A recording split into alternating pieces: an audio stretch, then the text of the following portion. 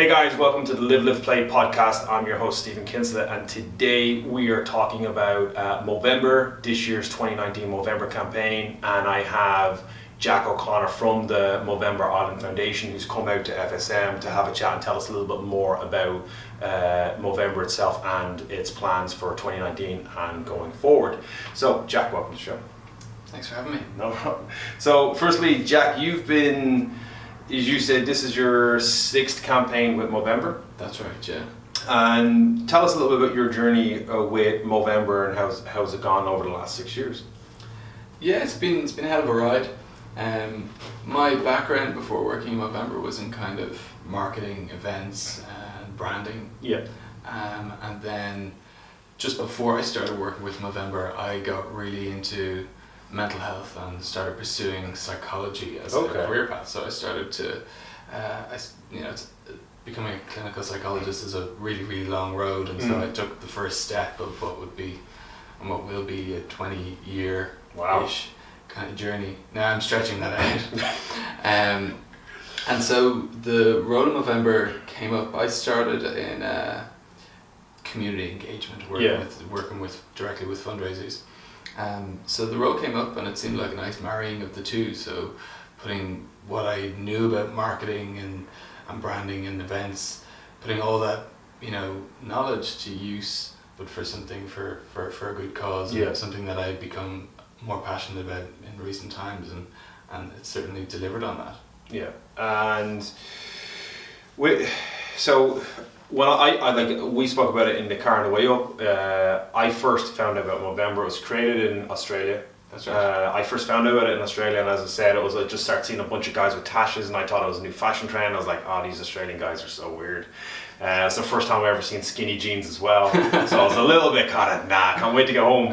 But obviously it was for a charity and for a charitable cause.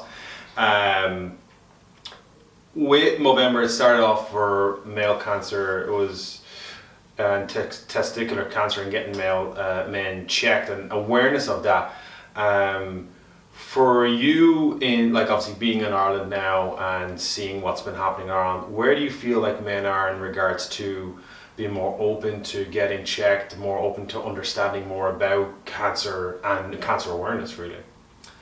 Yeah, I think it's getting better. Yeah. When the guys started Movember in 2003, it was off the back of one of the guys seeing a TV ad for prostate cancer checks. Yeah. And the first thing that caught his attention was the DRE, the digital rectal examination. Yeah. And he was kind of laughing to himself, and then he saw the statistics. Now, at this time in Australia, the breast cancer movement was really taking off, and so he knew all of the breast cancer stats inside out. And what he couldn't believe when he saw this ad was that it was pretty much the same. It was affecting the same number of men as breast cancer was affecting women. The side effects were pretty nasty. And he was shocked that he'd never heard of it. And so he went back to the guys and he said, have you heard of prostate cancer? And none of them had. Yeah. So, they had a little bit of a giggle about the DRE, the finger up the bum, but then they're like, no, this is not funny, it's really not funny, we should do something. And so they started growing mustaches to raise funds, and that was really the beginning, and there was an appetite for that. Yeah. In the very early stages of Movember, one of the things that the guys realized they needed to do, more so than investing in, big research programs or anything too on the ground, what we needed to do was actually get guys to be aware of prostate cancer and to actually go and get checked. So what we're touching on there is the thing called help-seeking behaviour, which us guys are traditionally really, really bad at. Yeah. And we don't like to go to the doctor. We don't like to go get things checked out. We tend to bury our head in the sand and ignore things. And in more recent years, as we've looked at mental health, we've realised that it's the same behaviour we need to change. We need to get guys to be okay with seeking help and to I suppose open up a bit more, and look, things are changing. I think people are getting more and more engaged, but there's still there's a lot of, especially around mental health, there's a lot of it's okay not to be okay, please talk, all these great campaigns that are raising awareness. But what I feel is that for a small number of people who still feel it's not okay to be okay, the issue is compounded because they feel maybe this extra layer of shame that everyone's still saying it's okay and they're not, and they're still in this rut, and so the group of people is maybe getting a bit smaller. Yeah.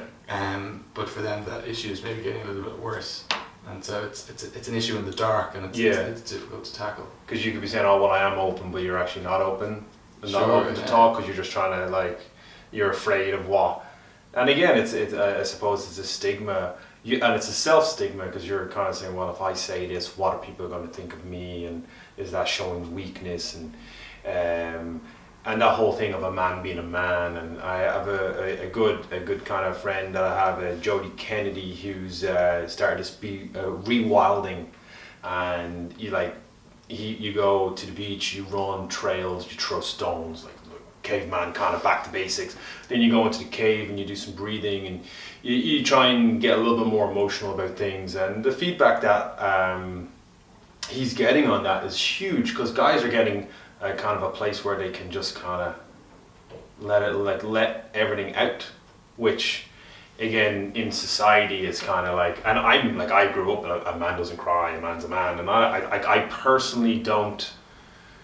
Like, I get given out to a lot for I don't show a lot of emotion in sad times. I get angry because I have a lot of emotions, I just don't have that particular one. But I do get upset and I do these things. But I would probably be a person that would find it hard to go sit in a room and tell people how I'm actually feeling, if I'm having a bad day, or I'd have one or two close friends that I could rely on if I had to tell them something, but I'd probably try and offset that. And it's that whole mentality for me would be suck it up and stuff like that. And the more I research, the more I learn, the more I'm like talking to yourself and doing stuff like Movember, and like reading people's stories and seeing people getting help and doing better and having a better life, I think is a better. I'm starting to understand it more, and then that's one of the other reason why I was looking to have you on the podcast, because I want to know more. Obviously, people listening want to know more, but I want to know more about it. But back to I wanted to touch on the mental health side of things as well. But we just did a charity event in Berlin, and the guy was saying 1 in 2 people have been affected by cancer in some way, shape, or form. That's the latest stats. What are the kind of, do you know them off where the stats are for men, for men, like male, like testicular cancer and cancer of men? Do you know what they are? I don't know. I don't know them off the top of my head. Sure. In Ireland, 1 in 7. 1 in 7. Men will be diagnosed with prostate cancer. Okay. Now the thing with prostate cancer is that if you catch it early, you have a lot of options. Yeah. But if you catch it late, your options can be limited, and the issue. So, prostate cancer actually won't kill you unless it breaks out of the prostate. Okay. And it spreads to other areas, and that's when it can become a real life-threatening issue. Yeah. But one of the things that people forget, so like the medical definition for survivorship is it's a really low bar. It's you're not dead. It doesn't really take into account a man's well-being, how happy he is. And so some of the more serious side effects of prostate cancer treatment can be things like sexual dysfunction, or incontinence. And so there's a guy, a UK ambassador for us, Elvin, he talks very openly about not having had enough information at the point of diagnosis for him to make the right decisions. Yes. That he might have gone down a different treatment path had he known that what were the consequences of. At the moment he's unable to make love to his wife, and that's something he's very open about and talks quite passionately about as something that frustrates him. And so a lot of the work that we've done in prostate cancer is try to get as much information into the hands of prostate cancer patients, so that they can make informed decisions to live happy, healthy lives beyond their cancer diagnosis.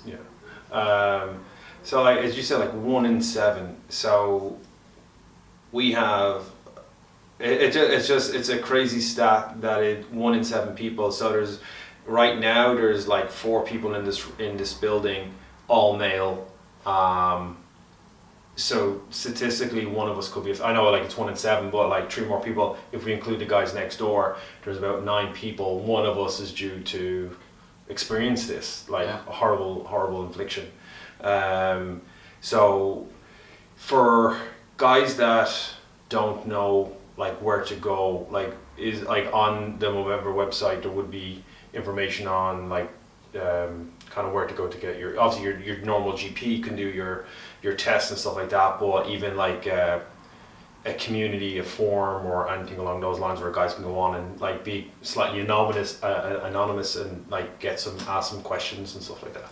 Yeah, like Movember.com has a lot of information that can point you in the right direction. Yeah. The PSA test is the standard level 1 test for prostate cancer. It's a blood test for PSA, the prostate specific antigen. Yeah.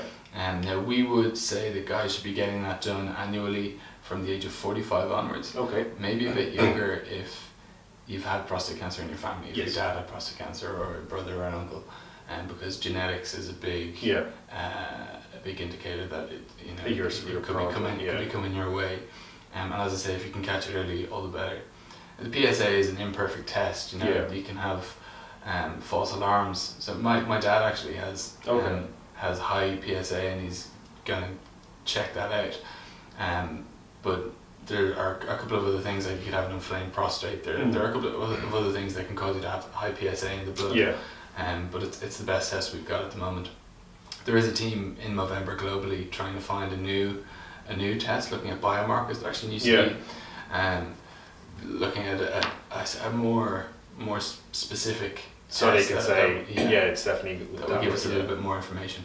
Well, here's hoping they crack that and it makes it. But it's a symbol because I know, like getting your like is it the Dior? Was it the finger of the one, the Dior? The DRE, the digital right? Yeah, clearly I haven't got one because I don't know the name of it. But I know a lot of lads would be kind of like, I don't know, hey, hold on here a minute. But you can start off by getting a blood test. That's the first stage, yeah. Yeah, so that would be like, obviously it's as simple as going and getting a blood test, and then I know that it's just, you need to do it. Like if I think like I'm a father, I want to know where I stand in regards to my health. Like we run a gym, we're all about health and wellness and living a good active lifestyle, but like if I don't know what's going on internally and like it hits the fan, then obviously I've got a 3-year-old that I mightn't be around for if I don't go get tested. And I actually haven't been tested, so that's got to be actually on my list, because I'll be honest, I'm on the podcast and I'll let people know when I haven't done it, because I'll hold myself accountable. I wouldn't have actually, I only thought of it there, I actually haven't gone, I'm talking about it, but I've never gone getting it done. So, and I'm 37, so I'm not too far off the 40s. You should be okay at 37, but you're still within the bracket for testicular cancer though. You should be feeling your nuts a bit more, I reckon. Just in the shower. In the shower, what you want to do is you want to roll your testicle through your fingers softly. You don't want to squeeze it, and you're looking for like a hard pea-sized lump. Okay. There are like little jiggly bits at the back that sometimes you feel and you get a bit worried about, but they're okay. They're normal. But and see, the thing with testicular cancer is you've got to do it relatively frequently, so that you know what's normal, so you notice if something is new. And we have a story of my sister-in-law's cousin died very rapidly, passed away very of testicular died years ago, and he was in his early 20s. And he had literally chronic pain there, but he was too embarrassed, again, to be 22-year-old, pain there, didn't want to go to a doctor, and eventually when he did go, it was too late.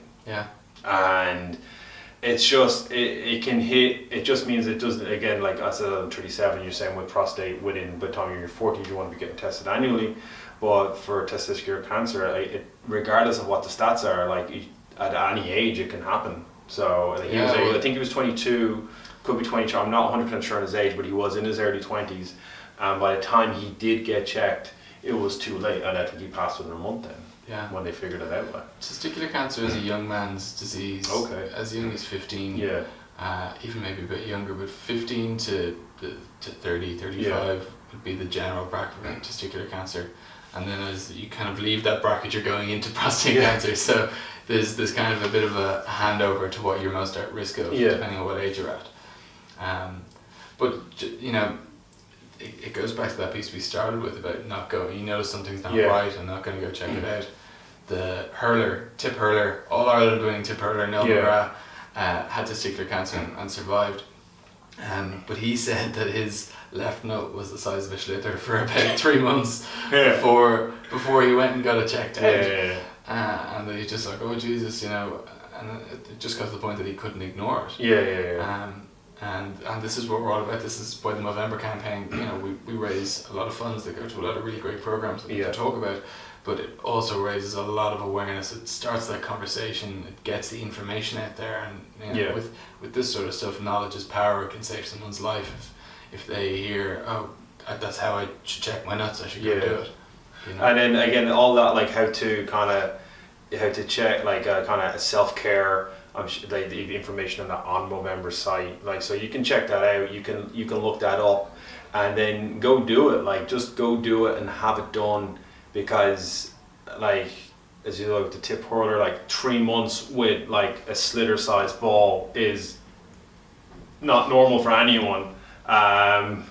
But again, it's that whole, like, I think male mentality of strong man doesn't say anything, doesn't show weakness and stuff like that. And I just think that's something that kind of needs to change now. Again, I would go down the road as I don't want to, like, don't have to become a soppy crier 24/7, but like showing that you look after yourself and showing that you care about your fellow man and helping them out, and then listening and understanding to them, I think is pretty good.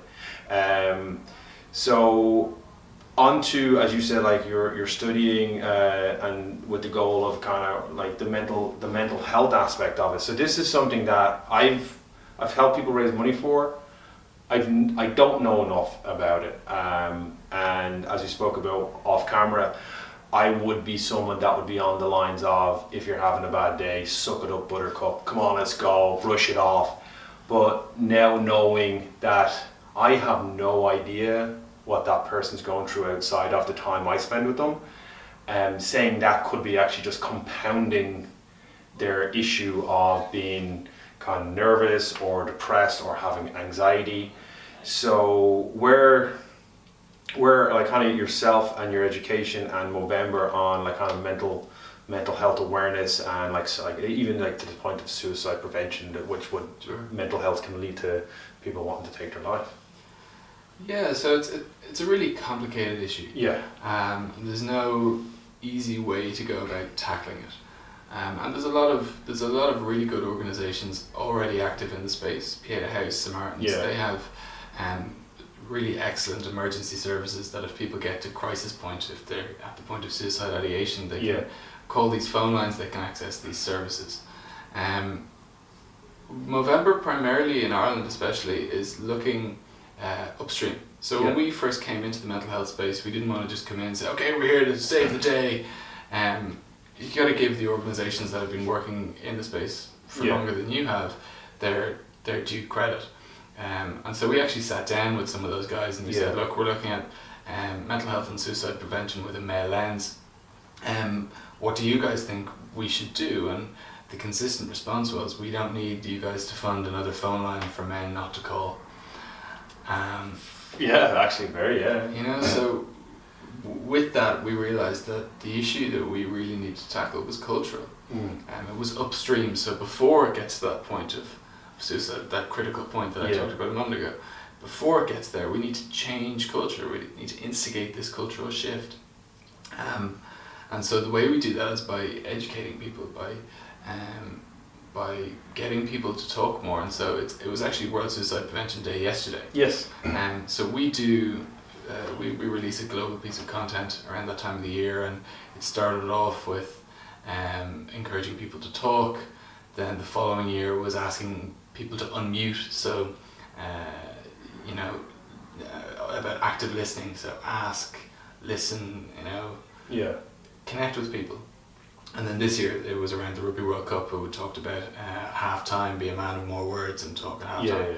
So we do a lot of work at that upstream place, trying to instigate that cultural shift. And then some of the programs we're looking at the more on the ground stuff. We're looking at specific at-risk groups. Yeah. So one of them is that you actually might be interested in. It's called Ahead of the Game. Okay. And it's a mental health training program done through sports clubs. Okay. Could be any sports. Yeah. And so in the same environment that these kids are learning, the kids are around 8 to 12. Is that? That's the kids we work with, 7 to 12-year-olds. Yeah. So before those kids go into their teens and shit hits the fan. Yeah. You teach them about mental resilience. You teach them about you teach them the vocabulary, how to identify things, how to articulate things, how to look out for themselves, how to look out for each other, and in the same environment that they learn about their physical health, they learn about their mental and emotional health. And so the idea is that before they go into the teens, you create this more emotionally literate generation of kids who can properly navigate that, and rather than having people in their late 20s who've learned all these negative coping mechanisms and they're kind of crippled, and then they're at that crisis point, we can avoid that and actually teach people how to properly navigate that into adulthood. I want you ahead of the game. Ahead of the game. So that's something definitely I'm 100% into, because we deal with a lot of kids, and it's a lot of kids that would come from a negative sporting background. And again, I'm not against team sports in any way, shape or form, but there is an emphasis on the best players play, and then you're the benched kid, and then you get disillusioned by the sport because it becomes not fun anymore. When you're very young, everyone plays, and then as you get older, it's the team wants to win, and if you're not up to scratch on the coach's view, you're going to be benched. And that's, I think, it's a tough, it can be a lesson, but it's only a good lesson if it's taught to be a good lesson, that you need to work harder and then show them what steps to take. But we get kids come in that, like, again, they've been bullied through sport, bullied in school, because they're different. They might be slightly bigger, or they're not naturally coordinated, or they're not like cool or whatever. And our response to everyone that comes in the room is that if you do what we ask, it's going to be tough, but I guarantee you in a year you're going to be a stronger person, and then in 2 years you're going to be even stronger than that. And we always use our coach Rian, who came to me at 13, was not being picked for sports, and I promised him one thing. I said, if you stay with me for a year, I'll make you the strongest kid in your school. And now he's the youngest strength coach in Europe for coaching kids, and he's actually outlifted me now, which is, it's a positive from a coaching point of view. I'm very happy. From a personal point of view, I'm realizing my age. But yeah, and his mental resilience through school, he's had a tough time through school, but he's able to kind of process it a little bit stronger than, as you said, guys, and they get compounded and through their teens, and then as you said, kind of shit can hit the fan when they're in their 20s, and then they can't talk to anyone, they don't know how to cope with it. So ahead of the game, definitely, is there a link and stuff like that we could get? I can post that on the podcast. Yeah, I can send you some stuff. 100% would love that, because that's the only place where we're kind of, like, we would talk about being a good human, be a good human, say hello to people, respect everyone in the room because they're all on their own journey, but having more information to educate our kids on, I'd totally be interested in the kind of work with that, and our teens and our adults for that matter. That'd be awesome. So Movember 2019, what's Ireland's plan, what's the goal for you guys as the organisation? So the Movember campaign is all about fundraising. That's when we raise all the funds that let us do all the work the rest of the year. So we've got loads of stuff. We've got a big launch event. It's on the 27th of October. Okay. We've got there's already some fundraising events in the calendar, like Love Aquila is a big hike. I think they're doing Carntool this year. Okay, cool. Fire Brigade are back on board, the Guards. We got all our corporate guys in Google. And, AirCap. We've got supporters all over the country. And the campaign this year is whatever you grow will save a mo. So even if you've got a crappy mustache, that'll do. If you've got a big bushy mustache, that'll do. If you've got a creepy mustache, that'll do. And then obviously if you don't want to grow a mustache, you can't grow a mustache, you can't take on the Move Challenge, or or host an event. So we've got, there's, for most sisters who want to support us, there's loads of ways people can get involved. And we're gonna, like at FSM, we're gonna promote it. We did it a few years ago, as I said, and I was rocking a very cool handlebar mustache. On the 1st of December, I was required to remove it as heads of my partner. But looking forward to getting another one back. But we're gonna do a big promotion for Movember this year. We're going to try and get as many guys on board as possible. Again, we're going to raise as much money as we can. We're a small organization, but we'll do what we do. There will be a hook. I will do some stupid exercise feat if we raise enough money, and because the last time was 670 something burpees I did for the amount of money we raised individually. So yeah, I'm looking forward to that, and we're going to try and literally just do as many events in November to raise as much money as we can, because it's something that I feel like it's going to affect me some way, shape or form, as either will be me, my family, or someone I know that's close to me that will be affected by this.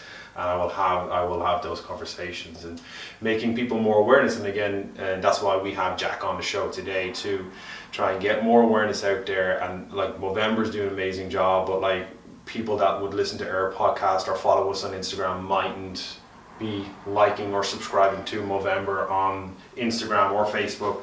All the links will be in the show below, so definitely check them out, give them a link and go get tested. But just before we wrap things up, Jack, is there anything that you have, or anything you want to kind of say on the organization or on the charities, the kind of anything before we go or sign off? Or was fumbled, but we'll go. Just support your local mustaches. If it's not going to be you, look out for the guys who are growing. And give them a nod, compliment their mustache. They need all the encouragement they can get, believe me. Perfect. So guys, we're going to wrap up this show. This was a show I was looking forward to do when I first contacted Jack about it, and he was happy enough to come out to FSM and record. And so Jack, thank you very much. Thank you. Guys, if you're listening to us on Podbean and soon to be on Spotify, don't forget to follow us and give us a like and a positive comment. If you're watching us on YouTube, please again like and subscribe and help promote Movember. And every week we're rolling out new podcasts with myself and some cool guests. And again, Jack is this is as I said, this is one of the podcasts that I've been looking forward to do, because it's something that I hold dear in regards to charity and men's health and men's mental health. So I'm very happy to have that on. So guys, thank you for listening, and we will check back in with you in a week. We're out.